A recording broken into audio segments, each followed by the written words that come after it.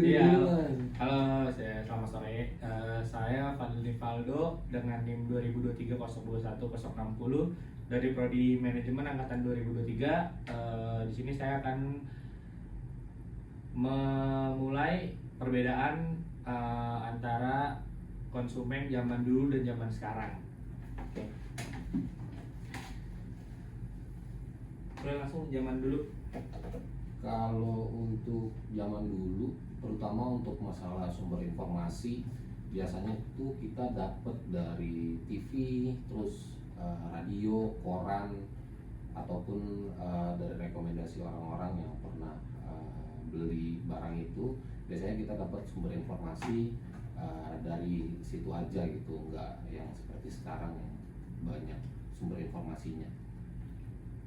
Oke, mungkin kalau misalnya sumber informasi buat sekarang itu lebih banyak tuh kayak kita bisa cari itu di internet, kayak misalnya dari Instagram, dari Facebook, dari Google, atau dari Shopee kalau kita mau belanja. Pokoknya zaman sekarang tuh lebih banyak gitulah untuk kita lihat dibanding zaman dulu. Kalau zaman dulu, terutama untuk cara berbelanja, biasanya kita memang langsung ke tokonya, ke tempatnya, atau langsung ya, direct antara pembeli dan penjualnya gitu. Jadi memang berbeda banget atmosfer konsumen sekarang sama zaman dulu, karena emang kita dulu tuh interaksinya langsung sama si penjualnya gitu. Mungkin bedanya kalau zaman dulu sama zaman sekarang itu, kalau untuk berbelanja kayak kalau sekarang kan kita mungkin lebih gampangnya kita tuh bisa lewat internet, kayak misalnya kita bisa lihat Shopee untuk beli-beli baju, terus kayak misalnya di website-website brand-brand ternama sendiri tuh udah banyak yang online untuk sekarang. Mungkin kalau buat sekarang tuh lebih gampang aja buat kita tuh nyari-nyari untuk berbelanja lewat online shop gitu. Terus kalau untuk zaman dulu biasanya keputusan untuk membeli satu barang tuh sederhana banget ya, antara dipengaruhi oleh merek yang udah terkenal atau memang rekomendasi dari orang yang pernah beli.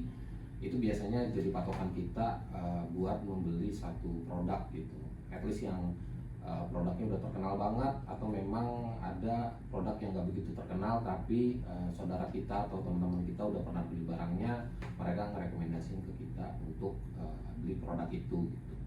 Oke, kalau untuk keputusan pembeli di zaman sekarang itu kayak misalnya tuh konsumen tuh lebih selektif lagi sih untuk membeli barang, kayak misalnya dengan mengecek detailnya ada diskon atau enggak kalau untuk secara online. Mungkin mungkin itu aja sih. Terus kalau untuk zaman dulu, apalagi loyalitas terhadap merek, karena memang keterbatasan pilihan ya di zaman itu, jadi kita bisa lebih loyal sama satu merek aja gitu, karena memang keterbatasan informasi juga. Jadi kalau yang kita lihat di TV atau di koran atau di rekomendasi dari orang, kita udah pasti percaya dan kita berpikirnya itu udah bagus, jadi kita punya loyalitas yang tinggi sama satu merek gitu. Oke, jadi kalau misal loyalitas untuk zaman sekarang itu kayak lebih konsumen tuh lebih fleksibel dan mudah beralih ke merek yang menunjukkan harga kualitas yang terbaik. Itu sih mungkin. Nah kalau untuk metode pembayaran zaman dulu tuh ya sederhana banget gitu ya, antara cash ataupun pakai kartu kredit gitu ya. Kebanyakan ya seperti itu gitu, karena berbeda banget zaman sekarang yang untuk metode pembayaran itu banyak sekali pilihan gitu. Tapi kalau untuk di zaman dulu memang itu terbatas sekali antara cash, tunai, atau pakai kartu kredit gitu. Ya kalau untuk pembayaran zaman sekarang tuh kayak gampang banget, kita tuh udah tinggal ada fitur yang namanya tuh Kris BCA. Ya kita tuh kemana-mana ya zaman sekarang tuh udah gampang banget lah buat kayak untuk belanja-belanja yang lain tuh kita bisa tinggal scan aja. Nanti bisa lewat BCA atau Dana atau GoPay Later atau Shopee Pay Later, itu gampang banget lah untuk zaman sekarang.